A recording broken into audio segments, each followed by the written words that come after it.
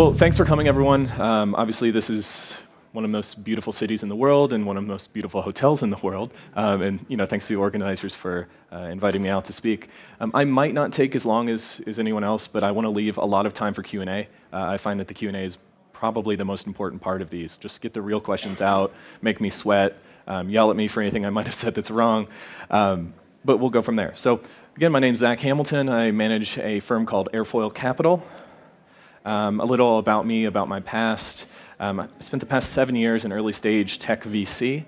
Had a focus on fintech and blockchain. That firm was called Venture 51. We were based out of Southern California between San Diego and Los Angeles. Small fund, cumulative AUM of about 50 million. But we did mostly early stage tech deals. We did some cool ones, Ripple, did Dollar Shave Club, Get Around, just some cool deals. Tiny fund, again, 3 guys trying to hustle our way into some cool things.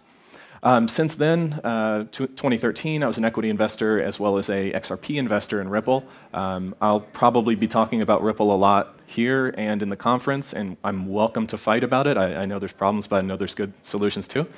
Since then, I've been trading crypto actively between all of them, between Ether, Bitcoin, your lower market cap coins. I guess I was trading before it was easy, trading before wallets existed, paper wallets, all of that stuff. So in 2017, I left the venture capital firm, Venture 51 that I was with, sold a couple of other side businesses I was working on, and then did full-time into crypto. So I thought 2017 is the time that came around, and this is not going away. It can't go away.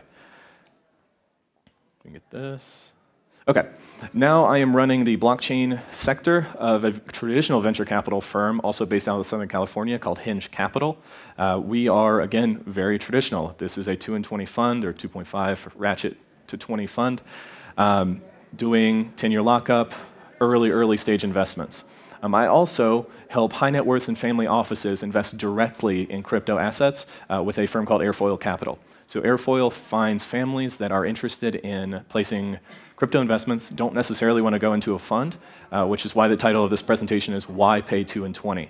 We'll get into how beta is hard to define, a bunch of other problems with the current fund environment. But the overall goal of this is keep their crypto secure, let them make their own decisions, and help them navigate the events that are different from the regular financial markets. Things like forks, airdrops, like they were saying earlier, just those things that are totally novel to crypto. So today, I want to talk about a few things. Where I see the market is right now, evolving from more of a philosophical and an esoteric standpoint, where it sits today in the current lunacy, the biggest problems I'm working on, my research team and the things that I task them with that are very hard to find and what I like to think about. Also how I invest personally. I also run my own trading, how I invest from the venture capital firm, and how I advise the family offices to invest for a more stable profile. And then I want to hear a lot of questions, ridicule, comments. I want to talk about this. All right, so one of my favorite authors in this blog called Ribbon Farm. If anyone is not a reader of it, they do a lot of very interesting financial analysis, but always in metaphors and using a lot of history. So Venkatesh Rao is, I think, my favorite author at the time, or of the time. He postulates that cash flows are ancient rivers of money. So the first cash flow, or probably the widest, most stable cash flow, is something like taxes. Taxes flow from individuals, corporations, to governments. They're wide, they're stable, they happen all the time. These cash flows have been happening forever. For as long as there has been money, it's been flowing around. So even when you purchase a cup of coffee, you're dipping into a flow of capital from that Starbucks into wherever the coffee is grown, and that flow has existed for a long time. Obviously, that river is much smaller than the taxes cash flow, but it's a river nonetheless. So organizations and individuals, they do their best to optimize themselves by sitting next to these rivers of cash. Large cities sit next to very stable rivers, low banks, slow flowing. It drives trade. So just like a lot of businesses are in New York and Singapore and wherever, those are the major rivers of cash through the world. So the biggest river, again, deep and stable, tax payments. But when you look at other newer rivers, we can take something like the flow of capital away from actively managed funds, away from individual stocks, and away from even mutual funds, into ETFs. So that's a good example of a river that not necessarily changed size, but meandered. So it was a shift in capital, not a shift in behavior, but just a small rearrangement of how things worked. So again, these organizations that are sitting on the banks of the rivers, they optimize. They want to make this river work for them as best as possible. They build dams, they build levees, dikes. These structures on the rivers, they're things like minimum balances, transaction fees, banking hours, and the concept of a bank. It is the bank of a river. It's someone that is using their own power to direct the flow. So I think cryptos are a financial hurricane. I think that they're going to flood out all of the rivers. I think that a lot of the same behavior is still going to happen. I just think it's going to be changed. So much like a hurricane, cryptos, I think they're unstoppable. I think the combination of public key cryptography and consensus ledger or distributed ledgers is going to be a force that is not able to be put back into a bag. So I think that they're going to run through multiple hurricanes, different times, and they're going to change a lot of things. So again, not a total destruction, but a refactoring. And if you're a developer or a code person, you understand that refactoring is a major process of doing the same thing, but you're going to do it in a very different way. So again, kind of going back in history, Friedman's 10 flattening forces, they've been in full effect over the past couple of decades, and it's worked really well. Businesses have globalized massively. They've done exceptionally well. They're building levees. They are making capital flow within their own systems all around the world. So they're building these levees higher and higher and higher. You know, these transaction fees are growing. It's harder to move your own money. You're being locked out of your own value. So now people are sick of being, I say, experiments or obligate subjects in a grand experiment. They're sick of being optimized. We're not all Facebook ads. We are not experiments for Bank of America to try to see how many fees they can get out before we leave.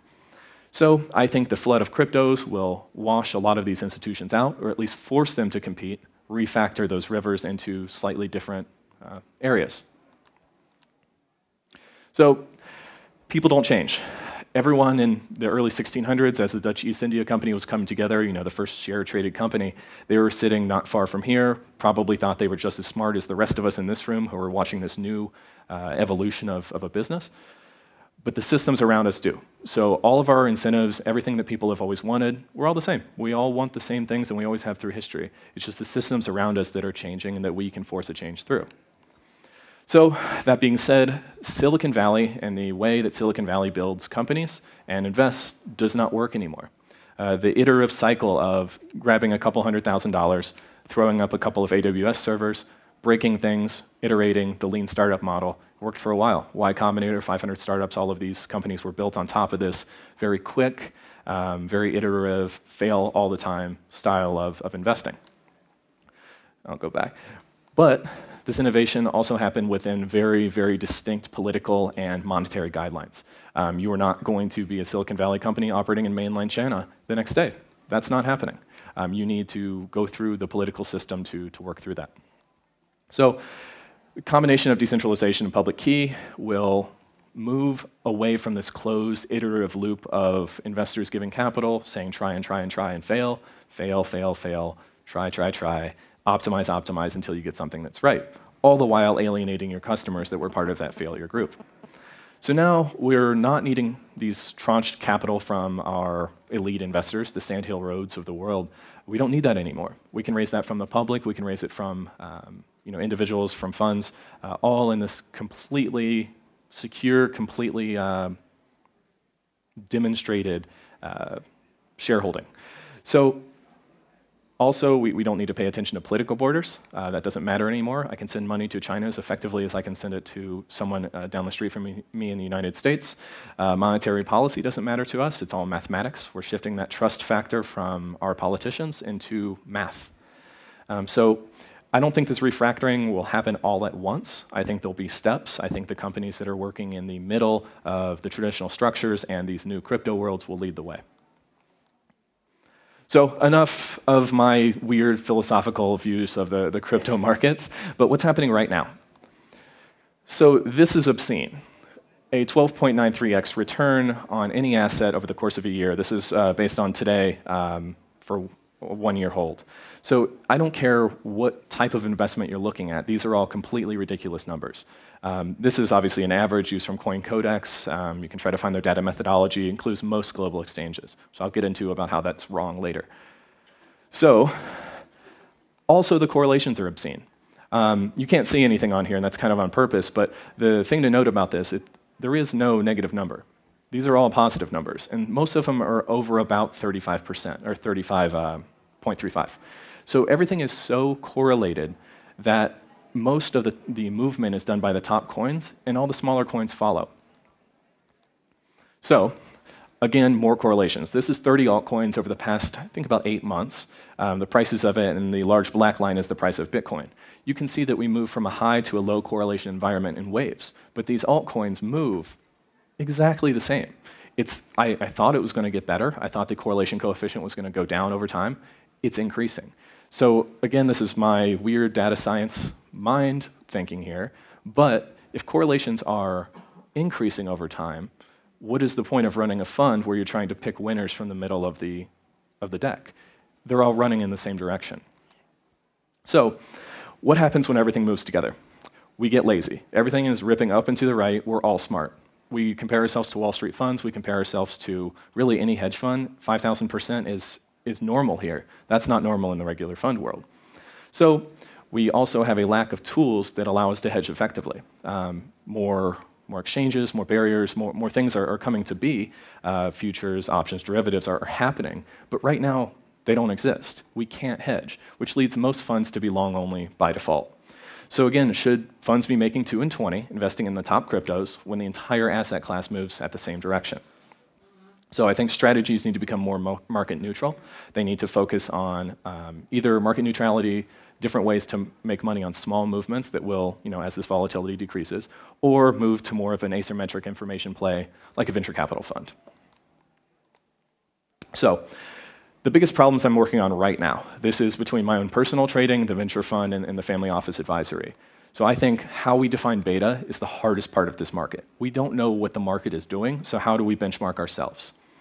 So we need an index, and there's plenty that have been built, but how do we know which data to include? I want you to go and try to find the data methodology statement of CoinMarketCap. It's a site that we probably all have bookmarked on our phones. You don't know where that data is coming from. There is no mathematical calculation. Of course, they could release it, but they don't. So we don't know even what's included in this overall market cap. Say it's $500 billion. We don't know if that's true or not. So just because, again, something is tradable doesn't make it comparable. We don't quote soybeans in terms of gold. So why are we quoting Ethereum in terms of Bitcoin? It is a listing of a bunch of different cryptographic assets, but just because it's a cryptographic asset does not make it equivalent to the one sitting right next to it. They're just tradable. They're just stored in the same fashion. So again, there is no bar. Just because a coin is listed on an exchange doesn't mean it has passed any level of rigor. The smaller exchanges, you can pay them $500,000 to just list your coin. That's what most ICOs are doing. So there is no rigor for getting on there at all. It's not like the public markets. There's no disclosures. There's no paperwork. It's pay to play. So again, very little transparency. Data methodology statements are ignored or just obfuscated away. There's nothing really there. My favorite that I've found so far is the CRIX. It's the Cryptographic, I think, Index. It's a university out of Berlin, very academic style, full transparency into everything they do. If people are looking for a good index about the best we have, I think it is the CRIX. And again, the other problem is, how do we quantify risk? We're looking at a bunch of different risk profiles that are outside of the coins themselves. So let's take away the risk of this being a company and founders fighting and being hacked or the technology not working, and just look at actual operational risk of running a fund or managing crypto investments. So these two exchanges, if you remove what they trade, the volumes that they trade at, there aren't really that many difference. You trust them just about the same. Of course, little regional differences, little things are slightly different. But now tell me about these two exchanges. Which one of these do you trust more? And that is a quantifiable and massive difference in trust for someone who is running a large amount of money between these two exchanges. If you plan to actively trade, you need to use exchanges. I'm sorry, that's just where we are right now. Obviously, Poloniex trades a massive amount of assets. So the bar is inherently lower for being listed on Poloniex. For GDAX, they trade, I think, 4 assets, and hopefully Ripple will be coming soon. They do deep diligence. They are the leader in the market. They are the people that need to inspire confidence into the retail crypto investors. So the bar for listing there is much higher. But there is no mathematical calculation of trust, nor is there a again, no mathematical correlation or causation between GDEX, Polynex, Bittrex, all of these other exchanges that we're trying to use, but aren't able to quantify even what our risk profile is. So aside from exchanges, we still have bottlenecks. As us institutional investors know, it's pretty easy to dump 10,000, 100,000, even really $1 million in Bitcoin, Ethereum onto GDEX and have the market swallow that. Not really many other coins can you do that. And again, if we're trying to invest $10, $20 million into some of these smaller altcoins, we're stuck. There's no safe haven on most exchanges because they don't want to deal with fiat. So the USDT is what's risen, which I personally think is a time bomb. I didn't think it was before until they refused to release their audit. So USDT is dead to me. That is not a safe haven. The OTC markets are beautiful. They're very high volume, but they're extremely slow. We're talking 2 days, T+2 to get money in there internationally, and then another half hour to get your Bitcoin back. So no exchange wants to deal with fiat, and those that do are shown a premium to reflect that they went through all of that process. Also, lockups and slowdowns due to traffic spikes. Every time Kraken goes down, every time Bittrex goes down, people freak out. It causes the market to largely crash. So on to how I'm investing. Again, there's a bunch of different views. I invest in a bunch of different strategies, and I would love to talk about them later. But maybe this is something I seem pessimistic on all of this. I'm not. I think cryptos will change the world. I think they already have. I've dedicated 100% of my time to it. So I do believe in it, but I think we need to be honest with ourselves as investors and as institutional investors moving forward in managing large amounts of money into this market that's really undefined. So while I'm not pessimistic, I just believe in financial gravity. I think that risk equals reward always. Nothing's free. So all of these risk profiles are adding up, and we're seeing these huge gains, but we are taking a massive amount of risk. So this is not an asset class that is anywhere near private equity or venture capital. It's much, much higher in terms of the risk profile. So what I like. I have 3 different things that I like, but number 1 is large-scale networks with proper incentive structures. This is really Satoshi's original white paper was nothing more than a collection of incentives. Incentives that allowed people to work for their own best interest, even against each other, and have the network be anti-fragile because of that factor. So I think of this as more investing in the impact of Linux. If you have the ability to put money into Linux as an open source network back in 1992, 93, and really derive the value of the impact of Linux, not the companies, but the impact of the network that it had on the world. The world runs on Linux. All of the important systems do. But that's not quantified, again, because it's a completely open source movement. So I think that there's companies that are showing a good sign towards this. The corollary from the Linux world is something like DataStax or Red Hat, where they're developing open source software for their own benefit. They're charging enterprises to implement this, but they're still building open source software for the world. So anyone can use the software and the additions that they make to the Linux ecosystem for their own benefit. I think that this hybrid equity structure right now between a traditional corporation and a token model is the best way to go. I like to have full-time dev teams working on something, doing enterprise projects for fiat dollars. They have, again, full-time people, offices, everything, but they're building open source software. They're building software that they need to use for themselves, and they're releasing it to the world to use on their own. So again, storage, one of my favorite coins, and Ripple, who is also, again, building open source software that they need to use, but handing it out for free. So you're having people on solving a problem rather than just trying to get to the next coin. You don't have to worry about engineers leaving and doing an ICO because they're focused on a problem and not the day-to-day price of what their coin is doing. Also, this is kind of a completely other direction. I like coins that must be decentralized, something that would be shut down immediately if it was not decentralized or anonymous. So the anonymity and the decentralization is not a feature. It's not a nice to have. It is a need to have. Right now, Zcash is my favorite, completely anonymous payments. It's not fast, but it is about the best you're going to have in terms of security and anonymity. Things that have radically changed the world and really changed the way we think about technology, like WikiLeaks and the Pirate Bay, these are the people that benefit from this type of network. Inherently decentralized. Again, it's extremely disruptive, sometimes in a negative way. I don't think any of us think that Silk Road was a good idea, but the philosophy and the intent behind it, I think, was good. Finally, very, very early stage illiquid projects. This is the kind of startup investing I've always done. I like a team of 3 to 5 that are solving a very, very complex problem. We watched the ICO craze rise up. We watched a bunch of retail investors dump a lot of money in. So the deals quickly got complex. There was too many deals to look at, and then we finally started pooling our capital together to try to analyze deals from professionals, get to know people, all of that. So pre-ICO funding allows teams to focus on building their product and not marketing it. They're not worried about doing the ICO. We can hire firms to do that now. We don't need to worry about our token incentive structure, all of that. It's much, much easier to allow them to build the code in a working product before forcing them to go do this massive public fundraising, fly over the world. Let's build a company. Let's build something that changes the world rather than trying to sell it first. So again, this is all the lessons that we learned in early stage VC.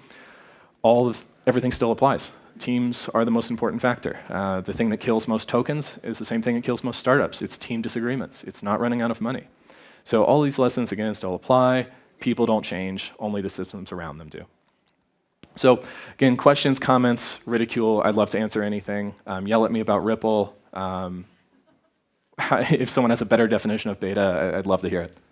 Awesome. Firstly, a big round of applause for a great presentation. Thank you, Zach. That was awesome.